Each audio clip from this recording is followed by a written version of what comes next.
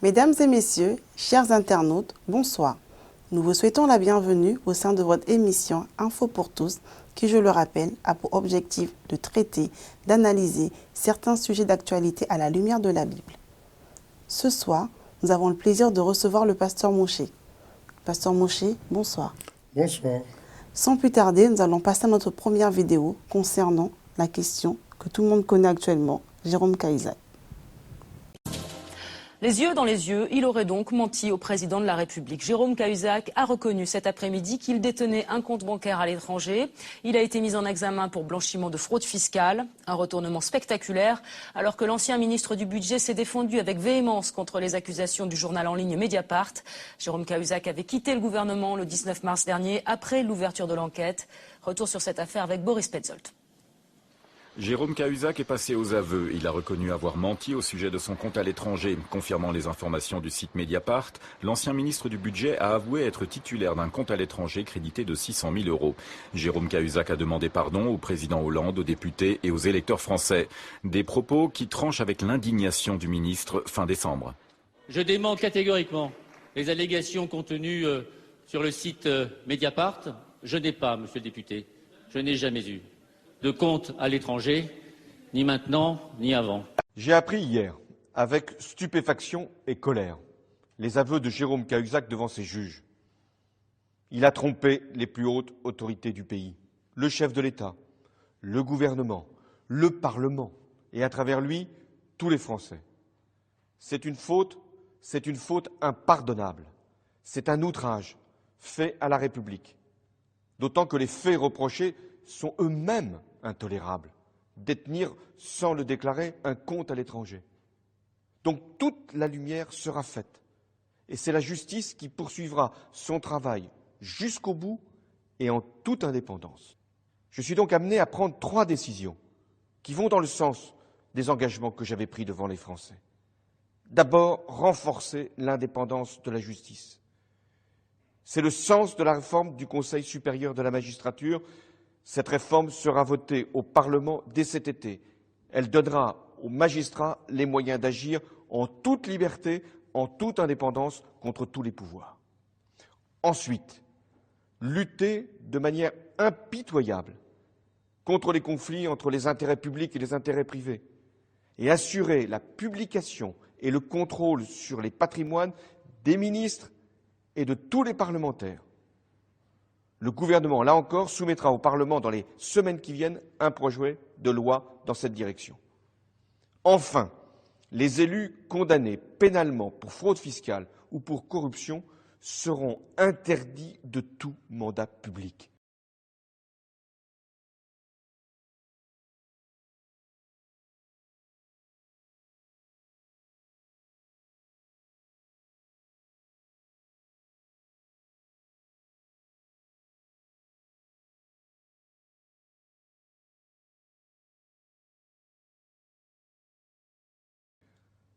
La République, c'est notre bien le plus précieux. Elle est fondée sur la vertu, l'honnêteté, l'honneur. La défaillance d'un homme doit nous rendre encore plus exigeants, plus intransigeants. Et je le serai, parce que je sais ce que ça représente pour les Français, cette blessure.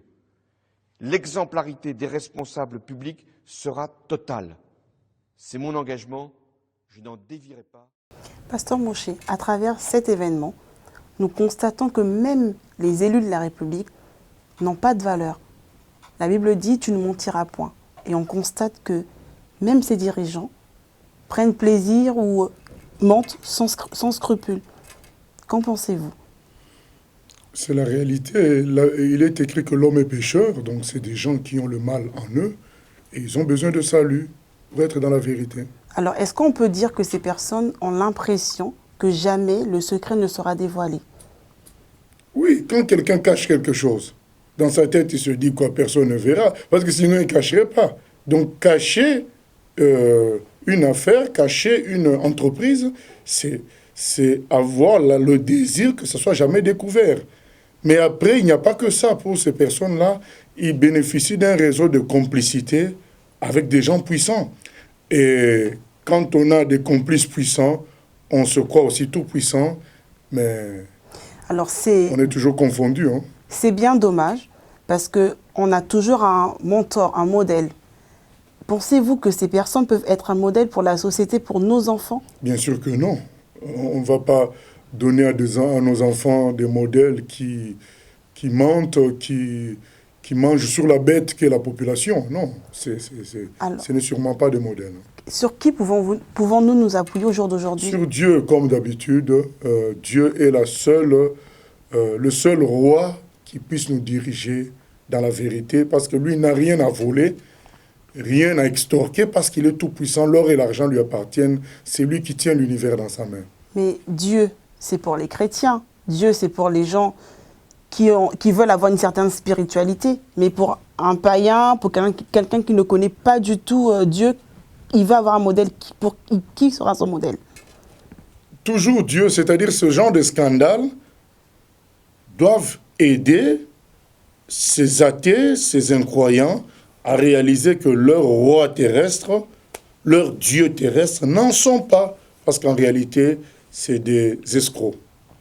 Et on a vu aussi, on a entendu dans l'actualité que le président François Hollande a pris certaines mesures draconiennes. Il était ferme à l'égard de ses ministres, son gouvernement, concernant ces mesures. Est-ce que vous pensez en fait que ces mesures vont pouvoir éradiquer ce système ou éradiquer le mensonge, les cachotteries, toutes ces manigances? Eux-mêmes le disent, que ce soit les gens de gauche comme de droite, ils disent bien que ces mesures ne sont pas de nature à arrêter les escroqueries, les mensonges. Bon, même si ça ne va pas arrêter, mais est-ce que vous ne pensez pas que ça va peut-être freiner en fait ces actions qui sont contraires à la moralité? Pas du tout. C'est des mesures qui visent à donner une image à la population des politiciens, mais ça ne résout pas le problème du mensonge, de la cachotterie. Jérôme Cahuzac a avoué. Est-ce que vous pensez que Dieu pardonne ce genre de personnes qui avouent leurs péchés? Sans problème. S'il se repent, il demande pardon à Dieu et il se convertit, Dieu l'accueille. Parce qu'il est écrit que tous nous avons péché, nous sommes privés de la gloire de Dieu. Tous, même un bébé, un nouveau-né? Oui, parce que le bébé, tel qu'il est là, il naît avec le péché. Et donc nous sommes privés de la gloire de Dieu à cause de ça. Et aujourd'hui, Jérôme Cahuzac a parlé, mais il y a bien d'autres qui ont des histoires cachées, des morts dans les placards. Hein. Si on devait mettre la lumière sur tout ça, ça va faire bouger la République. Hein. Nous passons à notre deuxième sujet concernant la question du mariage pour tous. Alors, il y a quelque temps, on a déjà traité de ce sujet, le mariage pour tous.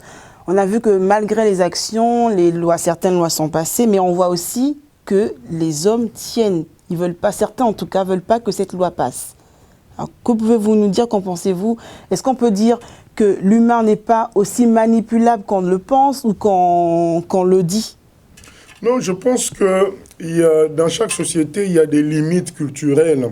Et en France, les gens tiennent à une certaine liberté d'opinion, à un certain positionnement éthique concernant l'être humain. C'est-à-dire que l'être humain ne devienne pas une marchandise. Or, ce mariage pour tous, en réalité, n'est que la porte. La vraie réalité, l'intérieur, c'est la gestation pour autrui, c'est la procréation médicalement assistée, où les ovocytes, les ventres des femmes vont devenir de marchandises. Alors, ça outre quand même certaines personnes. Ils disent non, accepter ça, c'est accepter la déshumanisation. Et Pasteur Moshe, le monde évolue. Et pourquoi notre société ne pourrait pas évoluer? Pourquoi les principes ne pourraient pas évoluer? Pourquoi rester au principe de l'Antiquité où il fallait se marier avec un homme, une femme, avoir des enfants? On ne peut pas toujours continuer à vivre tel qu'on vivrait il y a 50, 70 ans. Qu'est-ce qu'on entend par évolution? Est-ce que l'évolution, c'est le fait qu'un plus grand nombre agit d'une manière? Dans ce cas, dans le temps où il y a la délinquance qui monte, on doit légaliser la délinquance comme un fait normal. Non. Ce n'est pas parce qu'un plus grand nombre de personnes commencent à considérer qu'on peut épouser une personne de même sexe qu'on va appeler ça évolution. Mais elle est où la liberté de l'homme dans tout ça? Ça veut dire qu'on n'est plus libre. Mais justement... On a fait un choix d'épouser une personne de même sexe que la personne, on ne veut pas épouser le sexe opposé. Où est le problème? On est libre. Mais justement, ils sont libres de se mettre avec une personne de même sexe, mais vouloir faire de ça une institution appelée mariage, alors que le mariage tel qu'il a été institué, c'était pour un homme et une femme, c'est vouloir imposer à toute l'humanité un vécu, un choix de quelques personnes dans l'humanité. Et ça, ce n'est pas bon. Alors, pour vous, quelles pourraient être les conséquences du mariage pour tous, aussi bien pour notre société que pour le monde? Les conséquences du mariage pour tous, c'est la marchandisation de l'homme. Ça veut dire que désormais, un enfant va devenir une poupée, un vêtement, une voiture qu'on peut acheter. C'est-à-dire, on peut le fabriquer, cet enfant. Donc, on choisit l'ovocyte par ça, par-ci, le spermatozoïde par là. Et on choisit l'hôpital qui va couver, faire incuber tout cela. Et un jour, on a l'objet. Et tout ça rejoint la liberté. Non. Tout ça rejoint la liberté de l'homme. Dieu, même dans le jardin d'Éden, il a laissé Adam libre de certains choix. La liberté n'est pas là pour détruire ce que l'homme. L'homme n'est pas qu'une matière. L'homme, c'est des pensées, c'est une histoire, c'est une réalité qui dépasse la matière. La preuve, il y a des maladies dont l'homme souffre, mais les plantes ne souffrent pas de ça. Les maladies psychiques, les plantes ne souffrent pas de ça. Les pierres ne souffrent pas de cela. Donc l'homme est une particularité dans la création. Donc on veut respecter cela. Ce n'est pas toute la création, toutes les créatures qui font des avions et qui font des mariages, qui font des fêtes, qui font des associations. Non, l'homme est particulier et nous voulons que cette particularité-là soit respectée. Je vous propose de suivre une vidéo concernant justement la question du mariage pour tous. Alors que s'est-il réellement passé en tête de cortège? Comment expliquer cette tension aujourd'hui alors que le 13 janvier dernier, le rassemblement avait été totalement paisible? En tout cas, ces incidents avec les forces de l'ordre et les jets de gaz lacrymogènes suscitent ce soir les réactions côté politique. Karine Comazzi, Clément Le Goff et Nicolas Mettauer. C'est ici, place de l'Étoile, que la manifestation a commencé à dégénérer. Il est environ 16 h, 100 à 200 manifestants veulent accéder aux Champs-Élysées. Organisateurs et forces de l'ordre s'étaient pourtant accordés sur le parcours à respecter. Parti de la Défense, les manifestants devaient s'arrêter 5 km plus loin, place de l'Étoile, avant les Champs-Élysées. Mais selon la préfecture de police, l'agressivité de certains manifestants ne laisse pas le choix aux gendarmes mobiles qui utilisent les lacrymogènes. Dans la foule, quelques activistes, mais aussi des couples avec leurs enfants. Qui est enfant, femme enceinte, quoi que ce soit, ils s'en fichent complètement. C'est une catastrophe. Ils gazent les femmes enceintes, ils gazent les enfants. Pourquoi est-ce que vous êtes allé au plus près Ben non, mais j'essaye d'avancer. Moi, je veux aller à l'Elysée. Je comprends pas qu'on m'empêche de passer. Et c'est bien le problème. Pour braver les barrages, les manifestants empruntent les rues adjacentes aux Champs-Élysées. Sur l'avenue, les forces de l'ordre sont dépassées. C'est presque un miracle qu'il n'y ait pas eu plus d'incidents. Il a mis la police dans une situation, le gouvernement dans une situation presque intenable. Il y a eu quelques heures, je crois rien d'extrêmement grave, en même temps que le ministre de l'Intérieur garde ses nerfs, qu'il soit républicain. Ce soir, Jean-François Copé, le président de l'UMP, réclame des comptes à François Hollande et des sanctions contre la préfecture de police. Pasteur Moshe, à travers cette vidéo, on constate que les gens sont déterminés. Ils ne veulent pas lâcher le morceau, comme on dit. Heureusement. Oui, heureusement qu'ils soient déterminés, parce que dans quelle société on va vivre? Alors il faudra changer de pays. Si l'humain devient une marchandise, je crois que c'est la fin de l'humanité. Nous passons à notre troisième sujet, concernant la question du dopage dans le sport. Récemment, il y a eu des dénonciations de l'Association française de lutte contre le dopage qui dit que le dopage est touché en fait par tous les sports. Que pouvez-vous nous dire en fait concernant ces dénonciations? Est-ce que la gloire personnelle a pris la place de la santé? Bien sûr, bien sûr. L'homme veut être le premier, veut être le plus riche, et c'est pas plus mal. Ça l'a souvent amené à tricher.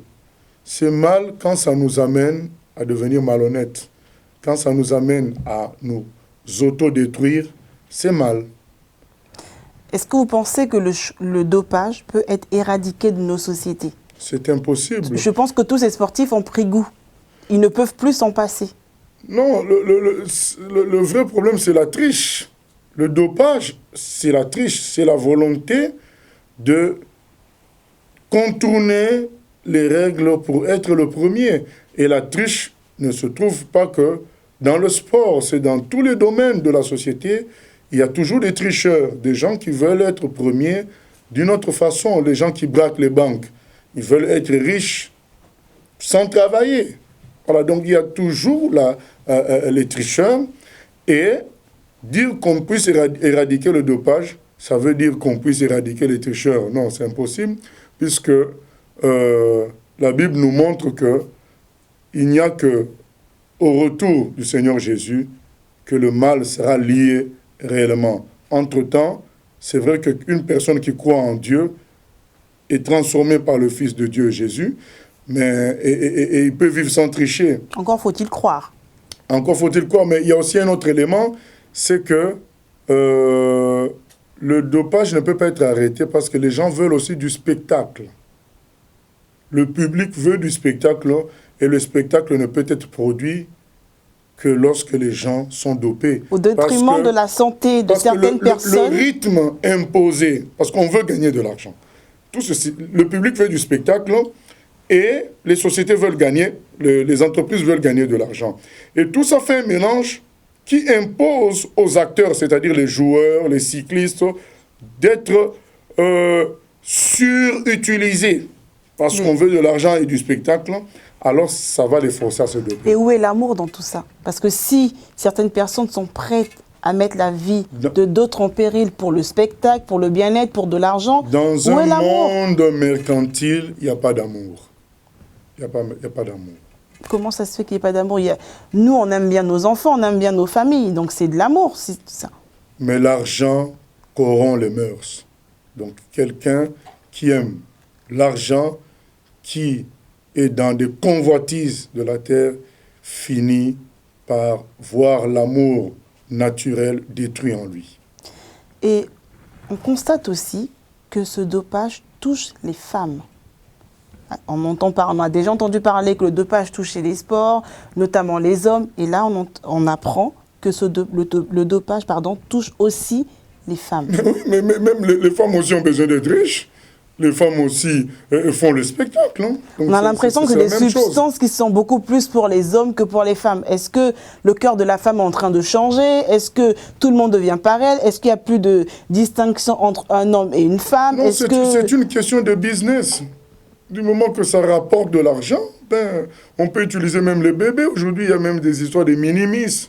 Tout ce qu'on veut, tout ce qui fait du business aujourd'hui dans ce monde mercantile, va être utilisé. Il n'y a pas d'état d'âme. Hein? Il n'y a pas d'état d'âme. Nous traitons maintenant notre sujet concernant le pape. Vous savez, récemment, le 18 mars dernier, la célèbre phrase a été prononcée « Habemus Papam ». Nous avons un pape. Les chrétiens ont un pape. Ah non, pas les chrétiens. Le catholicisme a un pape. Mais les catholiques sont des chrétiens. Non, les catholiques ne sont pas des chrétiens. D'ailleurs, vous le dites, ils sont catholiques. Vous ne dites pas qu'ils sont chrétiens. Mais ils croient en Jésus, ils croient en Dieu, ils font quasiment toutes les fêtes qui sont... Ils croient aussi au statut, ils prient des morts, ils prient Marie comme Dieu. Mais ça n'empêche pas qu'ils croient en Dieu. Mais tout ça, c'est des choses interdites par le Dieu de la Bible. Vous avez des supports, vous avez des versets. Exode 23 à 6 nous dit que celui qui adore les idoles, il sera sanctionné. Dieu ne veut pas qu'on adore les statues, les idoles. Ésaïe 8, 19 nous demande de ne pas prier les morts. Lévitique vient de n'avoir même pas de contact avec les morts. Et d'ailleurs, Matthieu 23, 9 nous dit on appelle personne père là-bas, on appelle les prêtres pères. Et 1 Timothée 2, 5 nous dit qu'il n'y a qu'un seul médiateur entre Dieu et les hommes, Jésus-Christ, homme. Donc ce n'est pas Marie la médiatrice. Donc ils sont dans une religion qui est anti-chrétienne. Pasteur Moshe, afin de poursuivre ce sujet, je vous propose de regarder une vidéo.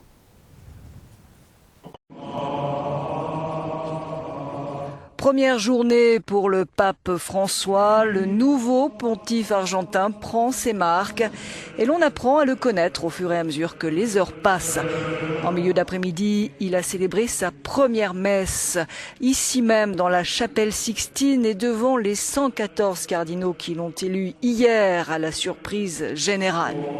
Premier pape venu du Sud, premier pape jésuite, le cardinal de Buenos Aires, homme simple mais ferme, il a prononcé sa première homélie totalement improvisée, un rappel à l'origine de la foi et à la purification de l'Église.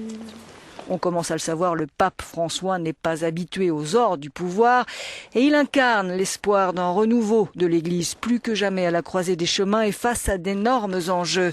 Un pape qui se veut proche des plus pauvres et c'est donc dans la simplicité qu'il a commencé cette journée par une prière privée tôt le matin à la basilique Sainte-Marie-Majeure où il est arrivé en toute discrétion, mais où il a pris le temps ensuite de saluer les personnes présentes.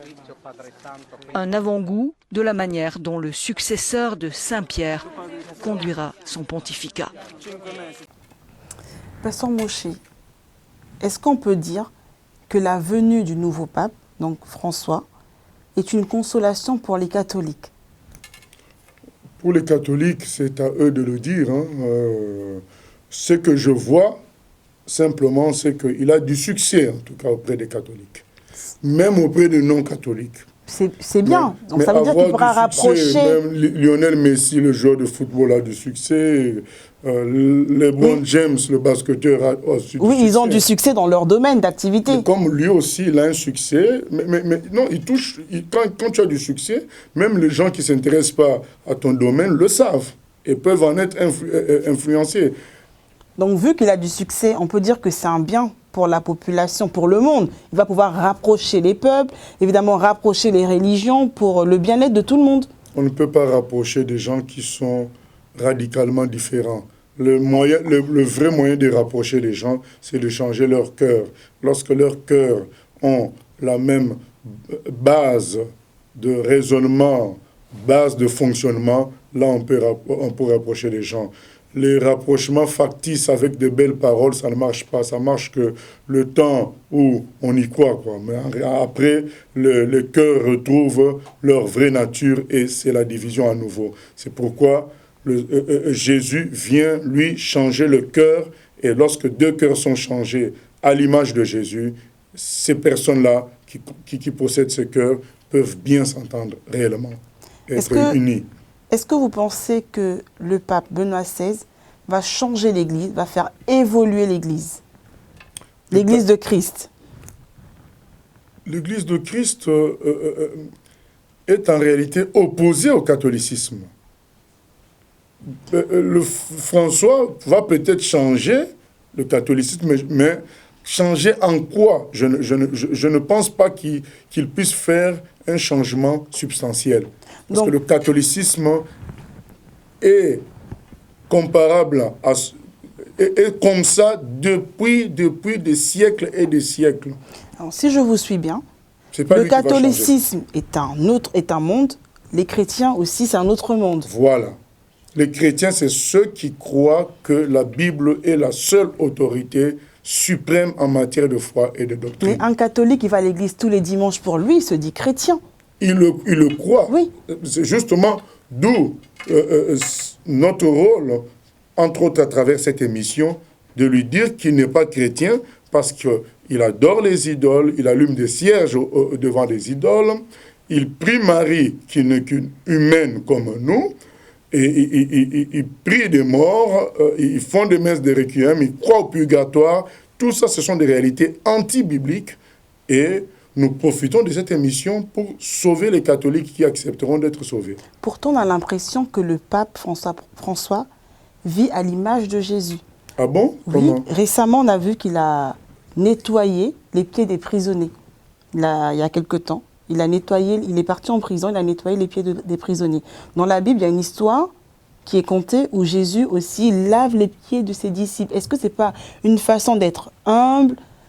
Il en voit aussi qu'il est proche des peuples. Donc on peut dire que on peut prendre appui sur lui, on peut dire aussi qu'il est vraiment à l'image de Jésus. Non, il n'est pas à l'image de Jésus. Ce n'est pas parce que quelqu'un a nettoyé les pieds, mais qu'il est à c'est une l'image façon de Jésus. de s'humilier aussi. Mais sinon, tout le monde va le faire pour dire que je suis à l'image de Jésus. Ce sont des stratégies de communication. Nous sommes dans le siècle de la communication. C'est des stratégies de communication. Et quand il était évêque en Argentine, il aurait soutenu des dictateurs, il aurait contribué à la souffrance aussi du peuple. Mais après, il y a des stratégies de communication. Je ne pense pas qu'il soit capable de changer le catholicisme. Et le catholicisme, c'est une vieille machine qui a ses règles. Seul Jésus-Christ viendra changer les choses à son retour. Alors, nous allons aborder notre dernier sujet qui concerne les voyages en Israël. On constate que chaque année, il y a plusieurs voyages qui se font en Israël. Les gens vont en Israël pour visiter des temples, pour faire des voyages touristiques.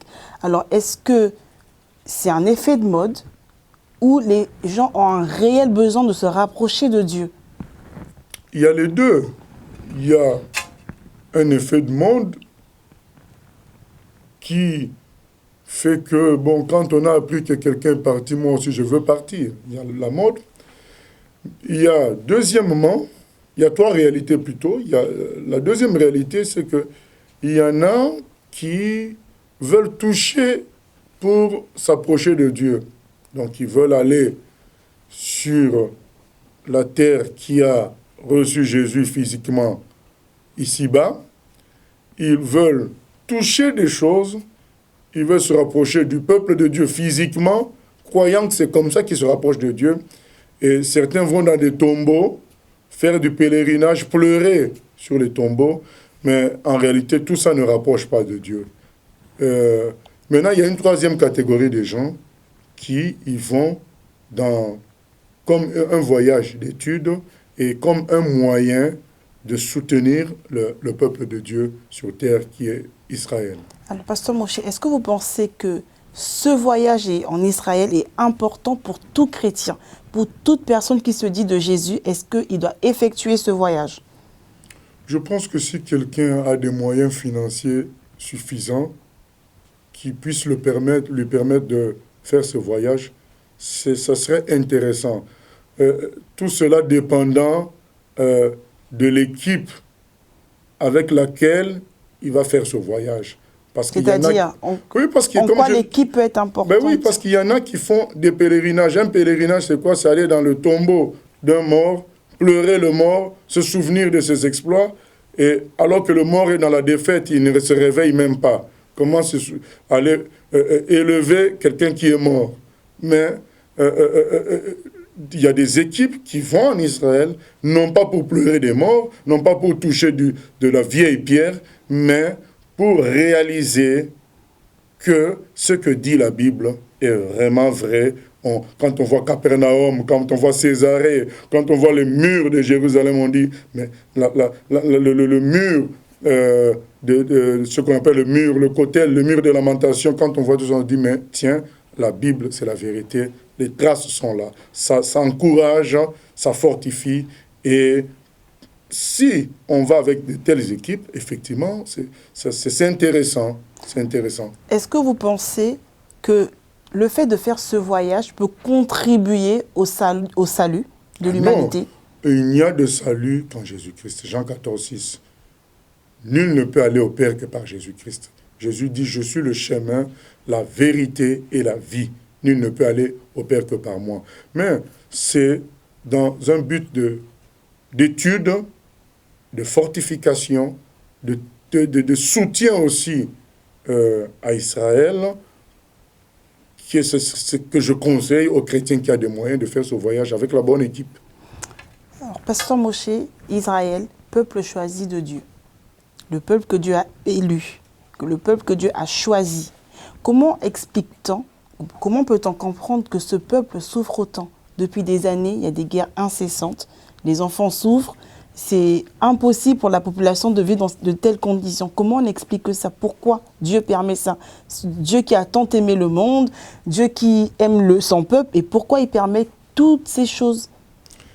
Il est dit qui aime bien châtie bien, et Dieu, dans sa rectitude, dans sa droiture, est obligé de sanctionner le peuple qu'il aime beaucoup.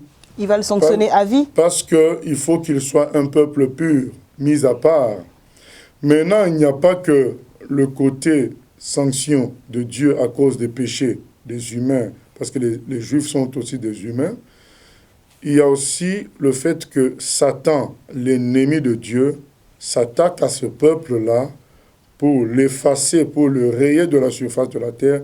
Ainsi, il va... Dans quel intérêt? L'intérêt, c'est de dire, mais Dieu vous a menti, parce que le peuple juif n'existe pas. Donc la Bible est peut-être remise en question. Mais les 3/4 des Juifs ne croient pas en Dieu. En quoi Satan peut leur convaincre dans leur cœur que Dieu vous a menti? Ils ne croient même, ils ne connaissent pas Jésus. Non, je ne parle pas que d'eux, à toute l'humanité. Parce qu'aujourd'hui, aujourd'hui, quand nous faisons ces voyages-là, on va en Israël, on peut dire, mais tiens, ce que dit la Bible, on peut le voir. On le voit physiquement. On voit la Bible... Donnez-nous un exemple. Oui, le fait que pendant 2000 ans environ, le peuple juif n'avait plus le contrôle de Jérusalem.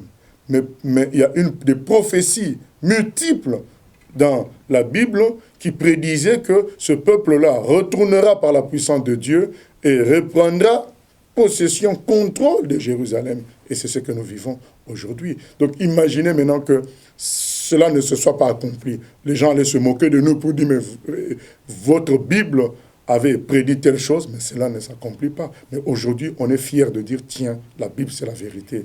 Voilà que Jérusalem est sous contrôle juif.